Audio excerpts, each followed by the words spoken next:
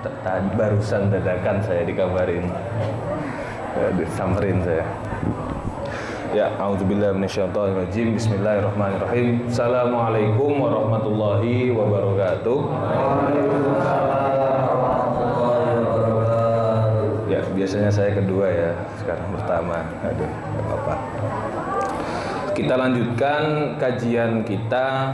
Sana saya disuruh oleh Abi ya, Abah untuk mengaji atau mengkaji kitab fikih yang kita kaji sama seperti biasanya Al-Fiqhul Islami wa Adillatuhu. Kita sampai ke tata cara atau bagaimana cara membersihkan najis, tapi lintas mazhab, karena memang kitab Fiqhul Islami ini empat mazhab. Yang pertama kita sampai di nomor 9, yaitu at-takwir. A'udzubillahi minasyaitonirrajim. Bismillahirrahmanirrahim.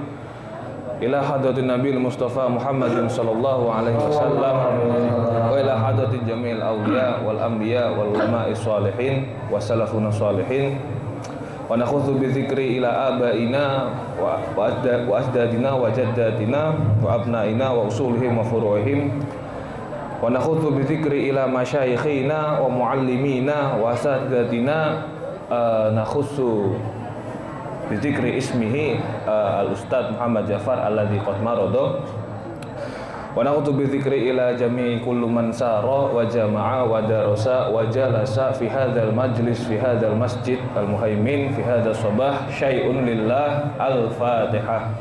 A'udzu billahi minasy syaithanir rajim. Bismillahirrahmanirrahim. Alhamdulillahi rabbil alamin. Arrahmanir rahim. Maliki yaumiddin. Iyyaka na'budu wa iyyaka nasta'in. Ihdinas siratal mustaqim. Siratal ladzina an'amta 'alaihim ghairil maghdubi 'alaihim waladdallin. Amin. Bismillahirrahmanirrahim. Qala al-musannif rahimakumullah wa nafa'na bihi wa bi 'ulumihi fid dharain. Amin. Kita sampai ke 9, memang banyak ya, karena ini tata cara membersihkan najis, tapi semua mazhab dijadikan satu atau dikumpulkan menjadi satu, dibahas semuanya. Biasanya kita di mazhab Syafi'iyah atau yang kita diajarkan oleh guru kita ataupun oleh ustadz kita, itu umumnya membersihkan najis itu satu, kalau tidak dengan air, dua dengan debu, atau dengan cara membuangnya, menghilangkannya, memindahkannya, dan semacamnya. Tapi ada banyak cara yang unik di mazhab-mazhab lain. Yang kesembilan, tata cara membersihkan najis adalah at-taqwiru, yaitu menyingkirkan. At-taqwiru ay azlul juz'i al-mutanajjis an ghairihi. Azlu artinya menyingkirkan, mencabut sebenarnya aslinya. Menyingkirkan satu bagian dari suatu benda al-mutanajjisu, yang terkena najis, an ghairihi, dari selainnya. Prakteknya bagaimana atau contohnya bagaimana menyingkirkannya? Yadhuru bihi ad-dahnu al-jamidu. Dapat menjadi suci dengan cara menyingkirkannya ad-dahnu al-jamidu, minyak, mentega, samin, ataupun apa sih, butter, apa itu? Ya, butter, apa, blue band. Nah, minyak yang beku, segala partikel atau benda yang tadinya cair kemudian memadat. Al-mutanajjisu, yang mana barang ini itu terkena najis. Semua itu dapat suci dengan cara menyingkirkan bagian yang terkena najis. Jadi misal satu wadah bundar yang terkena cuman atasnya, yang disingkirkan cuman atasnya doang, itu bisa menjadi suci. Kita buang, kita singkirkan, kemudian kuenya misalnya atau minyaknya, menteganya bisa kita makan. Kasamni, contohnya apa? Samin ya, minyak samin, apa, fermentasi keju, yaitu wadabsi, dan wadda besi dan yang semacamnya, wa nahwihima. Samin sama aja, wadda besi. Ini dari mana, bagaimana ulama kok bisa berani, maksud saya berani gini, yang namanya fikih itu merupakan produk jadi. Fikih itu merupakan hasil satu karangan olah pikir dari seorang ulama. Hasil istihad sahabat, ulama, kiai dan lain-lain, itu disebut fikih. Tapi tidak semua orang bisa asal-asalan membuat fikihnya sendiri. Harus ada dasar dan dalil. Bahkan ketika sudah ada dalilnya atau dasarnya juga tidak bisa serta-merta langsung menjadi satu hukum yang pasti. Ada digodok lagi, diproses lagi dengan yang namanya dua ilmu ya, usulul fikih, metodologi usul fikih, tata cara, dan tasri' al-islami, bagaimana terminologi syariat Islam itu dikonsepkan. Li hadisi Maimunata, asal usul ada seperti ini adalah hadisnya Maimunah, zaujin Nabi sallallahu alaihi wasallam, istri Nabi Maimunah. Suatu saat anna far'atan waqa'at fi samnin. Suatu saat ada tikus mati, bangkai tikus mati, waqa'at yang tergeletak fi samnin, di dalam minyak samin. Minyak samin itu zaman dulu biasanya ditaruh di guci tanah, bentuknya padat, diciduk seperti itu. Nah, tapi dia ada bangkai tikus. Fama tatsfihi. Kemudian matilah tikus itu di dalam minyak samin karena dia teksturnya agak lengket, nggak bisa napas. Fasa'ala an-Nabiy sallallahu alaihi wasallam, kemudian Maimunah bertanya kepada Nabi, istri Nabi Maimunah bertanya kepada suaminya.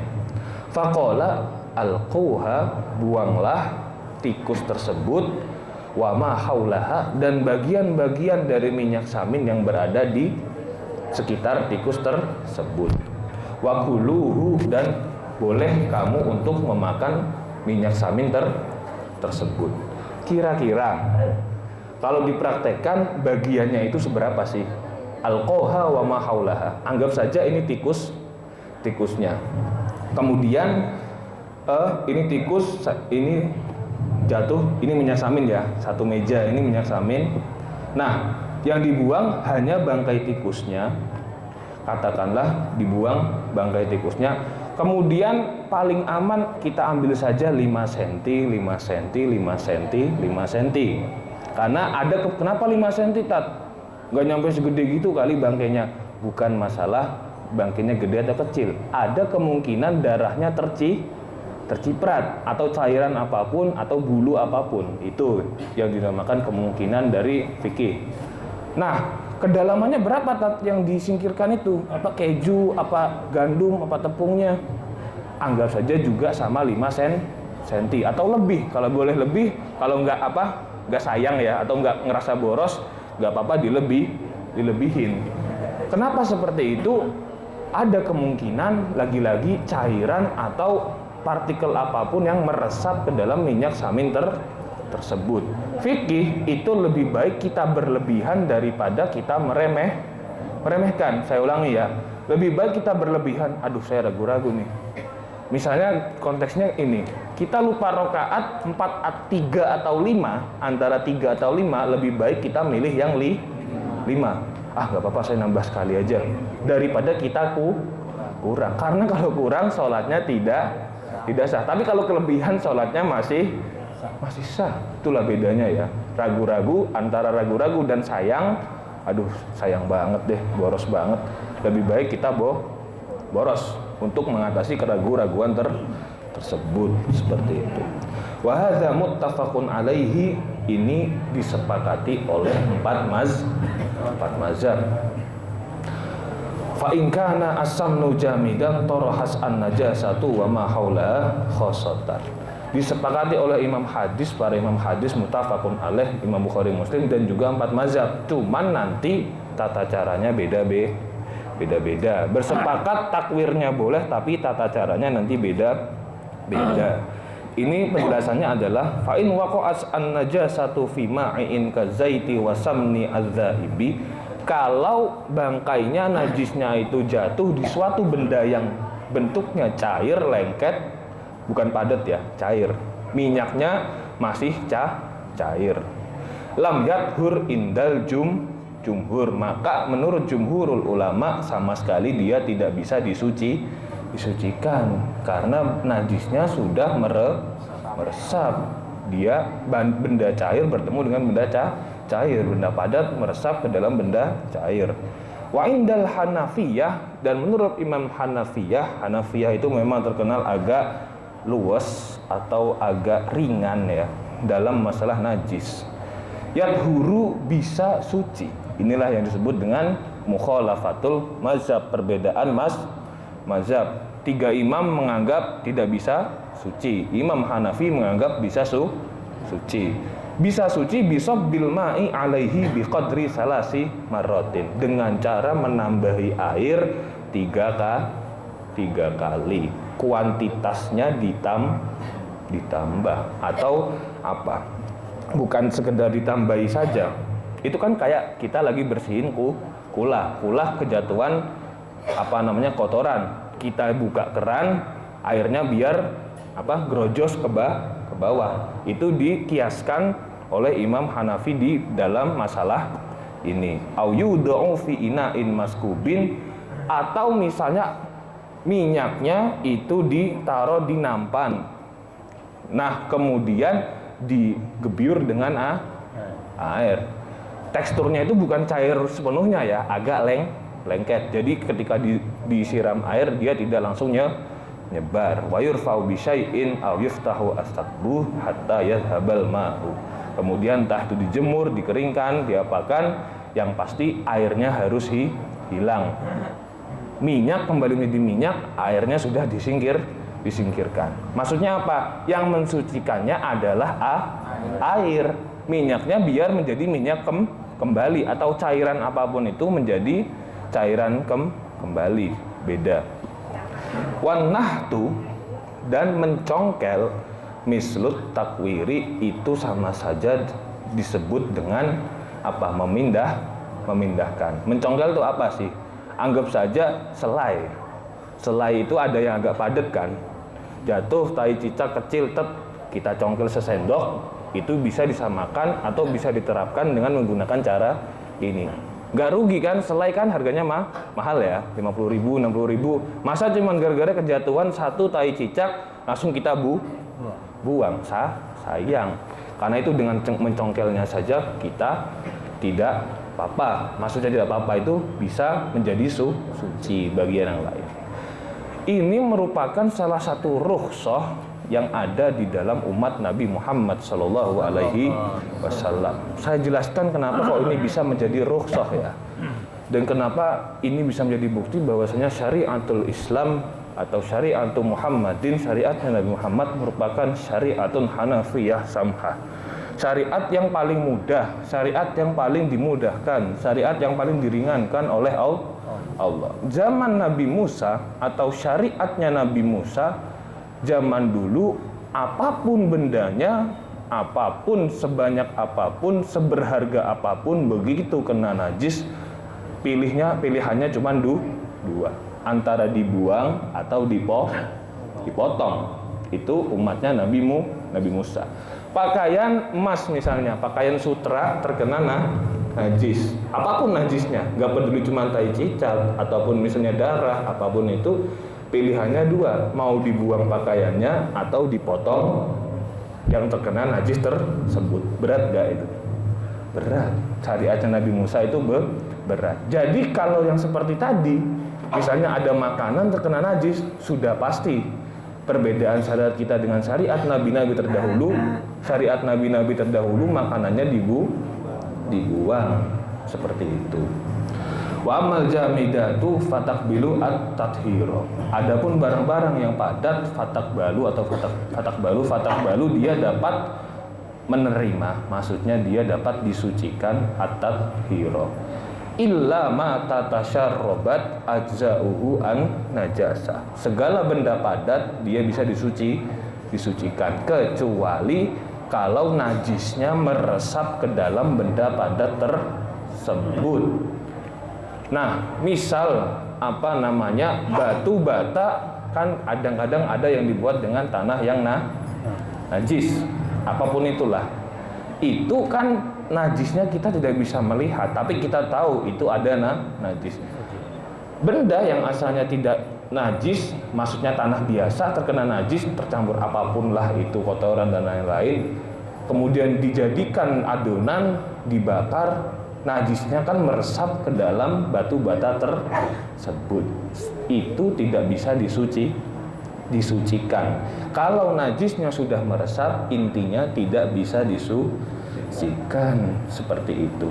Tapi beda kalau misalnya ayam beku. Ini ibu-ibu ya, hati-hati masakan. Ayam beku, daging beku, apapun yang beku ya. Pokoknya daging-daging seperti itu, gaji, babat, kita bekukan itu, atau kita rebus dengan air yang gak jelas atau bahan yang najis. Nah, loh, itu ngeresep nggak, Tat? Maksudnya kita kan nggak tahu masih ada darah kan itu kan di daging tersebut, atau di masakan tersebut, di bahan pokok tersebut, bisa jadi ada najis. Tidak apa-apa. Makanya kadang-kadang ayam itu setelah dicuci, kemudian direbus, kan beku ya, dicuci, kemudian direbus, itu kadang-kadang dicuci lagi, dibilas lagi. Nah, baru dibumbui. Nah, proses pembilasan yang kedua itu dapat mensucikan ayam tersebut. Insya Allah najisnya tidak meresap, yaitu hanya sekedar usahalah. Itu merupakan salah satu ikhtiar kita menghindari adanya najis di dalam daging tersebut. Wattafaqo al-Malikiyah wal Hanabilah ma'al Hanafiyah, bersepakat Imam Maliki wal Hanabilah dan Imam Hambali, mazhab Malikiyah dan mazhab Hanabilah, ma'al Hanafiyah, 3 imam CS, 3 imam bersepakat, Hanafi, Maliki, Hambali, ma'annal lahma al-matbukha binajsin layat huru, bahwasanya daging yang dimasak kemudian dengan barang najis atau bersamaan dengan barang najis, layat huru, dia tidak bisa menjadi suci, seperti itu. Nah, kalau telur telur asin Brebes itu ada kan yang sengaja dimasak malah pakai kotoran pakai tai, kalau nggak salah ada itu, kalau nggak salah. Soalnya dia teksturnya nanti menjadi lebih bagus. Nggak tahu lebih enak apa enggak, pokoknya proses kematangannya itu lebih bagus. Jadi ada adonan khusus dicampur dengan kotoran sapi atau apa, dan bukan sekedar telur asin saja lah. Banyak contoh yang lain. Nah, itu 3 imam mazhab lain, Malikiyah, Hanafiyah, Hanabilah, beranggapan udah pasti dia ngeresep. Tapi beda dengan mazhab kita. Waqala asy-Syafi'iyah al-jamidatu allati tasharrabat an-najasah taqbalu at-tathira. Segala sesuatu benda yang padat yang dimana najisnya itu meresap ke dalam benda padat tersebut, taqbalu at-tathira, masih bisa disucikan dengan cara telurnya dicuci, kulitnya kan dikupas, cangkangnya dikupas. Jadi tidak langsung serta-merta menganggap semua najis itu masuk ke dalam telur tersebut. Kita ibaratkannya dengan telur saja, karena memang contoh yang paling kelihatan adalah telur itu, telur asin Brebes itu atau mana lah, dia ada itu satu, warnanya agak coklat atau kehitaman gitu. Nah, sekian kurang lebihnya saya mohon maaf. Wallahul muwaffiq ila aqwamit thoriq. Assalamualaikum warahmatullahi wabarakatuh.